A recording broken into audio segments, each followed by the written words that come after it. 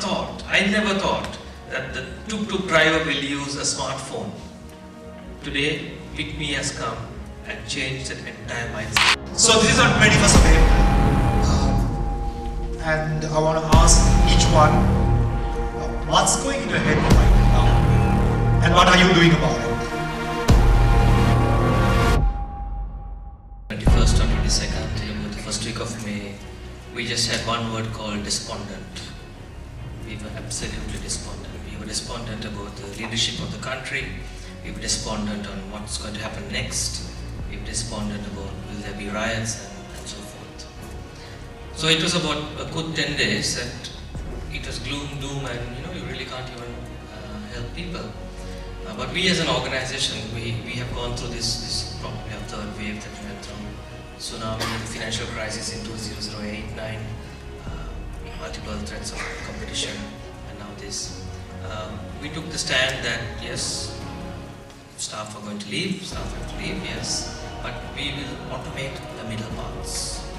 And so as an organization, we use this downtime, the time when we have less business, less sales, to automate all those middle parts. And when I say automate, it means just completely make it paperless. If earlier a human being was tapping all these Excel sheets, put in a program. It takes a good 3 months to automate some part. Now is the time for most companies, as business is slow, to automate all those areas. If not, traditionally we lay off staff, we ask staff to go, reduce our cost structures. When business starts to pick up, again we start recruiting. This is the pitfall. This is the pitfall of the playbook. That when things are down, you reduce your costs. When things are up again, you increase your costs. Then again you grumble. Then again you become despondent. So that's what we're doing right now. We talk about risks. So if you're running an airline, you know what the obvious risk of a plane won't land.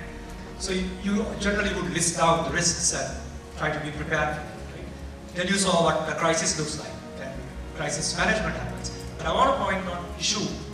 A lot of people miss this point on issue management.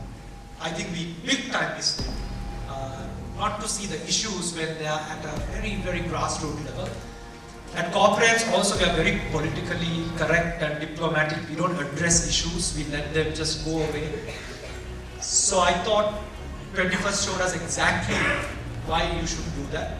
Because when the issue becomes, if you can go to the issue life cycle, and you can see the issue keeps rolling and you keep sleeping on it, you hope it goes away, and then it hits. So where you've seen issues and you were able to address that issue early, so it didn't become a crisis. The leaking hole, maybe a little bit on issue. Is there anybody want to comment? Nushad, you want to?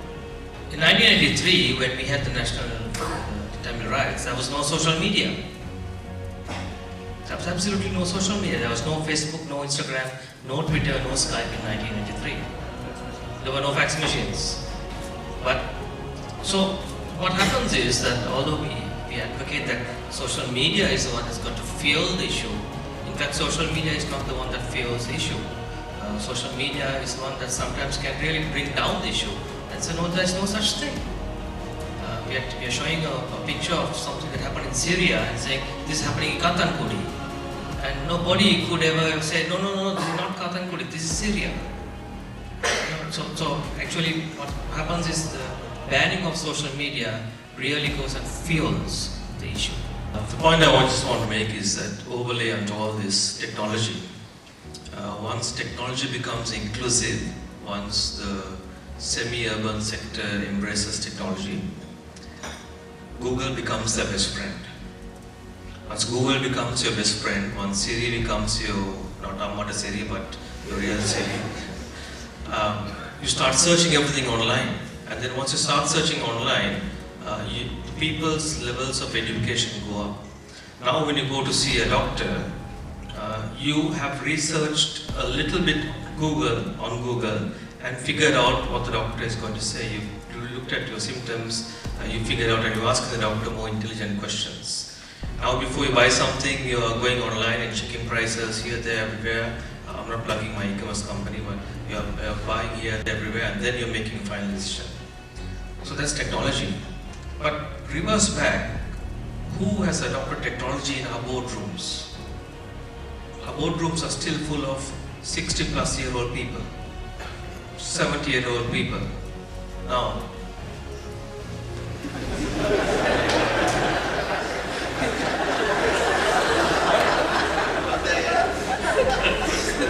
I know, sorry, Sesh. So when will we become 70% smartphone penetrated as a country? I think it's not, the question is not when will we become smartphone penetrated, it will be when will we start using and trusting the smartphone first. You can have smartphones to every Tom, Dick and Harry into the Gobirala, but if the Gobirala does not have internet connection, does not go to Google and type and search, he will not know the pricing. Look at what PickMe has done to the three-wheeler driver. Who ever thought, I never thought, that the tuk-tuk driver will use a smartphone.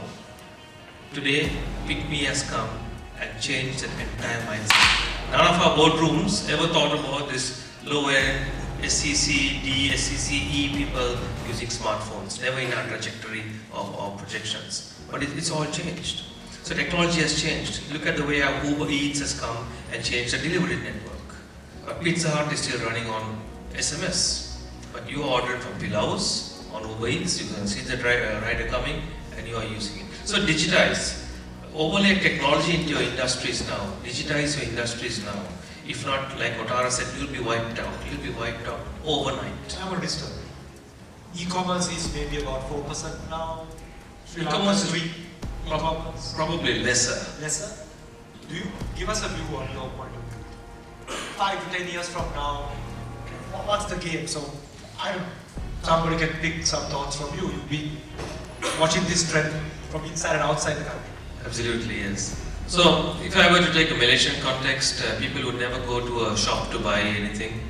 They would get it delivered. The Tesco's are online, the Carrefour's are online, all the big malls are online. But still, Sri Lankan wants to go and take the Milo packet, touch it, turn it this way, that way, and put it into the basket, right? You still take the Sri Lankan, you're talking. Sri Lanka, yes. I have no political affiliation to anyone.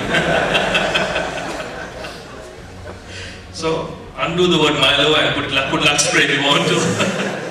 Or still, you see consumers, when I go to supermarket, I'm so concerned. They will take the bottle of Nescafe, they'll turn it this way, that way, look upside down, and then buy it. Whereas they just don't buy the Nescafe online, even if you give 5% off. Still, people are going to RCD hospital and queuing up to just get a channeling. When you can channel it out over the phone, you can buy a ticket over the phone. So the adoption is happening.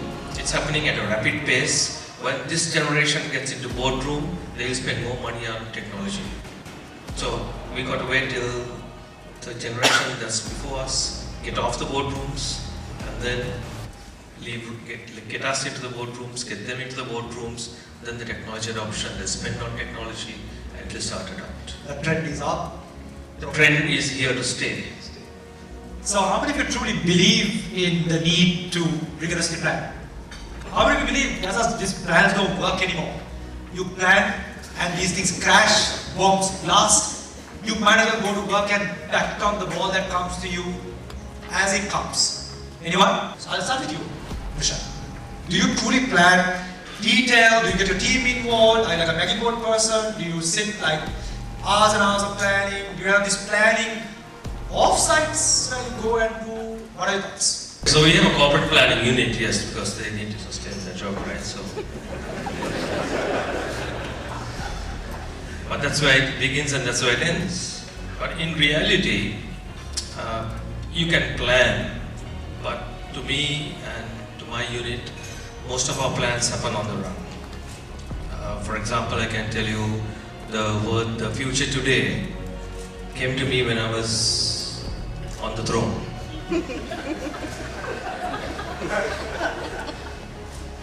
You mean in the sorry, what is it? Because that was the time that we can back rationalize all the time, but that was the time that people thought GSM is the future, digital is the future, but for now I'll use Mobitel and Center. But GSM is the future, and then I said, hey, that's a consumer insight. Let's take that and then move from that, and I coined it the future today. And I just spoke to my boss, Dr. Hans, and said, this seems to be good positioning. What do you think? Yeah, go ahead, do it. Just do it. Nike order. We just did it and we moved on. So actually sometimes these things happen as part of the moment. Today we plan, in my digital company we plan just 3-month rolling plans. We can't plan more than much longer. I think 5-year plans and 10-year plans are good for the actuaries and all those big financial companies, but we do 3-month rolling plans.